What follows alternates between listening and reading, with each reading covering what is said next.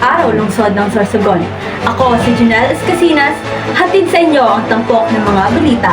Ito ang Ohio BSP News Express. Narito ang mga ulo ng mga balita. BSP ginanap sa Osiaw Paglingap Elementary School, nilahukan ng iba't ibang paaralan. Team building ng Junior at Senior Scouts ginanap sa Osiaw Paglingap National High School. Campfire ng mga Scouters, naging labanan ng presentasyon. Hiking, nauwi sa obstacle course activities. Patrol Kuro-Kuro, umani ng pinakamaraming parangal. At yan ang mga napapanahong mga balita. Simulan na natin ang balitaan sa naganap na BSP sa Osiaw Paglingap Elementary School. At para sa iba pang mga detalye, narito si Lian Gonzalez. Kami ngayon sa Osiaw Paglingap Elementary School kung saan ginaganap ang BSP. Ay nalihawan na mahigit 516 na Cub Scout, Boy Scout, Junior at Senior Scout mula sa iba't ibang paaralan kasama na ang kanilang mga adult scouters. 154 na kalahok mula sa Santo Niño Integrated School, 20 kalahok mula sa Gayam Elementary School, 10 kalahok mula sa Gahaw Elementary School at 241 naman ang nakilahok mula sa Osiaw Paglingap Elementary School at Osiaw Paglingap National High School. Ito ay ginanap araw ng Martes, ika-24 hanggang 25 ng Setyembre. Kahit na malayo ang biyahe, nagpursige pa rin sila upang makadalo sa sinabing BSP. Ilan sa mga scouter mula sa Santo Niño Integrated School ay aming nakapanayam. Biyahe niyo papunta rito? Hindi naman nakakailo. Yun talaga, makakapusog talaga ang alon sa dagat. Tapos makililing na sa bangka.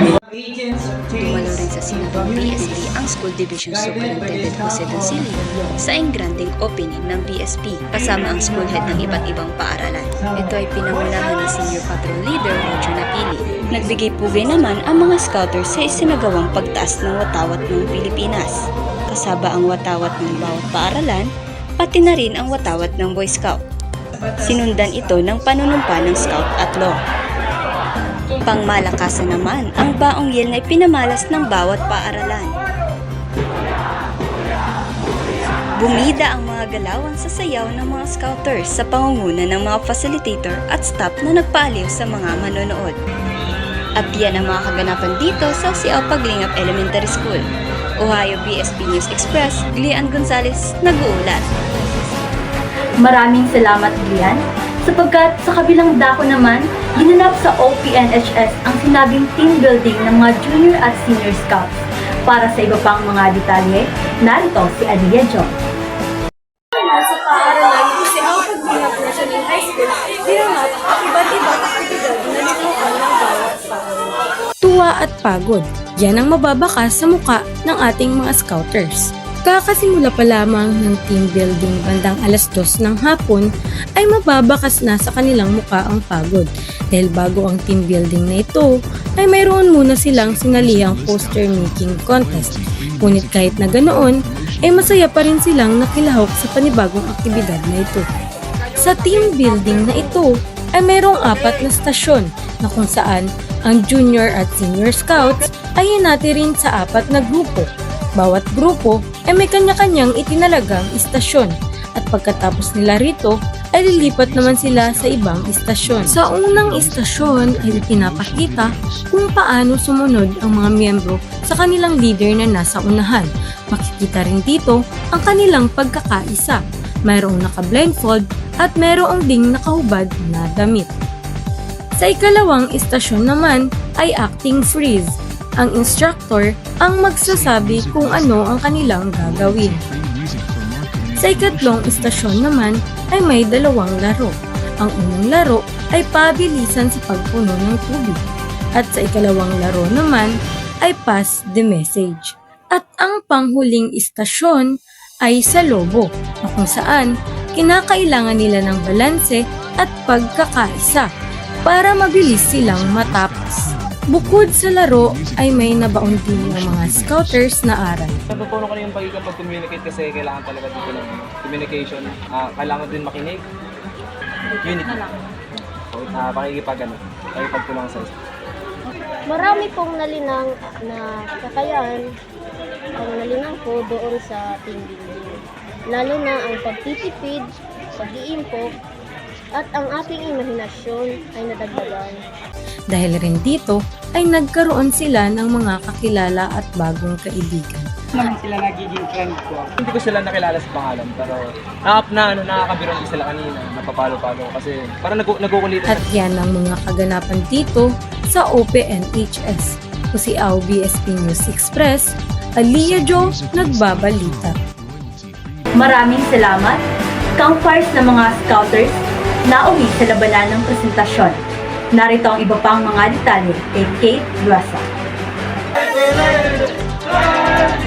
Halos sumigit kumulang 500 scouters ang nakilahok sa torch parade mula sa Osiaw Paglingap Elementary School patungong basketball. Pasabog rin ang ipinamalas ng mga scouters sa kanilang presentasyon sa naganap na campfire sa unang gabi ng BSP na isinagawa sa basketball court. Iba't ibang talento ang kanilang ipinakita. Mayroong mga sumayaw at humataw.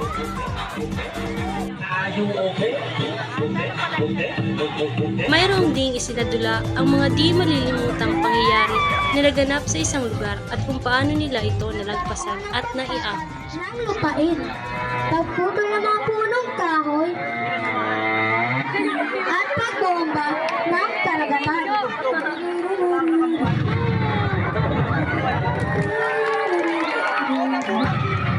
Ngunit sa pagtutulungan ng mga tao, bumangon ang Ohio.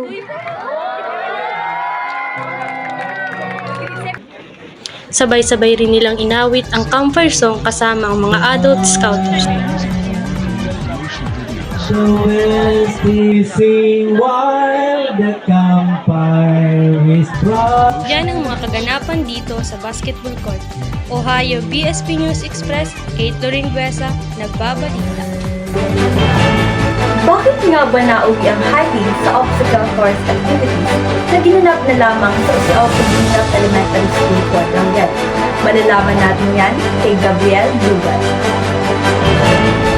5 na Setyembre, ikalawang araw ng BSP. Bumuhos ang malakas na ulan na siyang naging dahilan ng pagkansela ng gagawin sanang hiking sa mga scouters.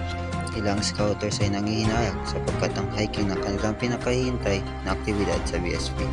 Nakakadismaya kasi walang hiking. Siyempre, ayos lang naman na nandun lang tayo pero para na rin sa kaligtasan ng marami. Kahit ang mga obstacle course activities katulad ng mga flag folding, trail signs, score nuts at disable hike ay sinagawa na lamang sa Osiaw Paglingap Elementary School Quadrangle na siyang gagawin sana sa hiking. Sa tulong ng mga adult scouters ay matagumpay namang naisagawa ang nasabing aktibidad. Ayon sa ilang scouters, kahit na hindi natuloy ang hiking, natuwaan pa rin sila sa nasabing aktibidad at marami silang natutunan. At yan ang ulat mula dito sa Osiaw Paglingap Elementary School. Gabriela Tosa, nagbabalita. Maraming salamat. Samantalang, Patrol Kuro-Kuro naman ang umani ng pinakamaraming parangal. Narito ang iba pang mga balita. Michelle Disnia. Malakas na hiyawan ang maririnig mula sa kanilang yel ng bawat patrol sa tuwing ito'y makakatanggap ng parangal sa naganap na awarding sa ikahuling araw ng BSP. Ang Patrol Kuro-Kuro naman mula sa Santo Niño Integrated School ang nagsungkit sa unang pwesto ng First to Arrive, Best Patrol Flag,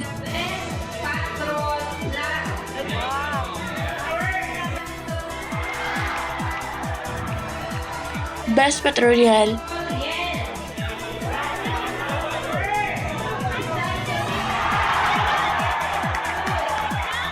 Best in Presentation at pinakamaraming sumaling scouters sa sinabing BSP. Sapagkat patulog-tang karit naman mula sa Osiaw Paglingap National High School ang nakasungkit ng unang pwesto sa poster making contest sa sayaw.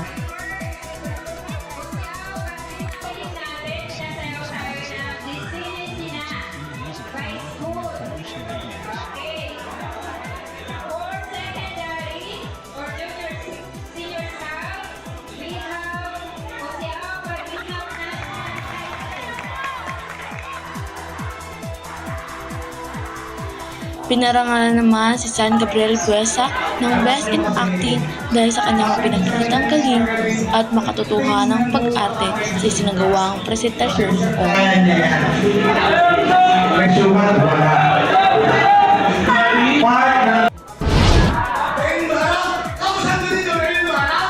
Nangibabaw naman sa naganap na awarding ang isinagawang pag-arte ni na Senior Patrol Leader Mr. Roger na pili kasama ang school head ng Sipaw Paglingap Elementary School na si Ma'am Erma Inubio upang pakabahin ang Patrol Kuro-Kuro dahil ito ang patrol na nakatanggap ng pinakamaraming parangal. Kasabay nito ang pagtanggal ng award na nagpaniwala sa mga scouters na totoo ang sinagawang pag-prank. Siyempre, medyo makulit naman yan sa buhat namin. Dahil sinabi ko kanina, weeks kami nag-practice para sa event na ito. Pakilos. Sa akin, parang tinatanggap yung sitwasyon na yun. At saka, siyempre, wala akong rin nagawa. At sinunod ko na lang. Sa tabi, pumasara ka sa tingin. Iumali ang dahil na ang piling. Pero alam nila ang may hindi mo kami It is part of the program, especially pag ako ang SPL, talagang ganun ginagawa ko. Buti nga hindi ko pa pinauwi, hindi ko pinagawa yung mga gamit, uwi. I-check mo na naman kung hanggang saan sila. Kung papayag ba, tanggalan ng mga awards, kung hindi. Makikita mo ang reaksyon sa kanila kung ano program na isagawa natin ang maayos. Kita nyo naman, umiyak din ako kanina, pinakita ko kung paano ako magalit.